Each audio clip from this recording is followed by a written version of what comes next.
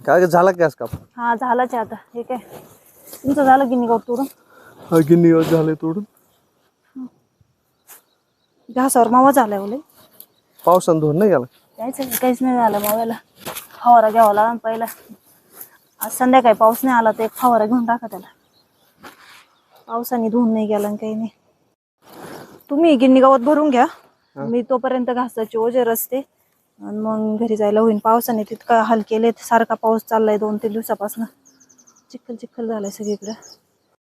चिखलात चारा काढल्याशिवाय आपल्याला पर्याय नाही. आमच्यासारखं कोण कोण आज चिखलात चारा काढते. आपल्या शेतकरी लोकांना सगळं होतंय पण चारा काढल्याशिवाय आणि गाईंना चारा टाकल्याशिवाय पर्याय नसतो. त्याच्यामुळे चिखल का असे ना, पाऊस पाणी असला तरी चारा काढावाच लागतो. पण पावसाळ्यात चारा काढणं वेगळं आणि हे उन्हाळ्यात पाऊस अवकाळी पाऊस म्हणलं का लय हाल करतो.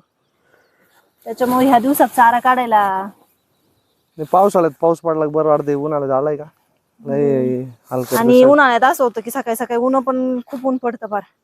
आज किती ऊन चमकतंय 9 वाजले तरी एवढं ऊन आहे फार. आणि गरम पण खूप होतंय. आणि संध्याकाळी 3-4 वाजले का झालं पावसाचं वातावरण. काही भरपूर प्रमाणात पाऊस येतो आपल्याकडे. तुम्ही जा गिन्नी गवत भरायला. ट्रेलर भरा गिन्नी गवताचा. मी घास ओझे रचते तोपर्यंत. मग माझे झाले घासाचे ओझे रचून. आता यांचं गिन्नी गवत झालंय का नाही बघते भरून. आणि मग ओझे 2 जण टाकून ट्रेलर मध्ये. हो झालंय का गिन्नी गवत भरून? राहिलंय 2-3 कावळे झालंय. मग आवरा पटापटा. चिखल झालाय ना पावसाने लय हाल.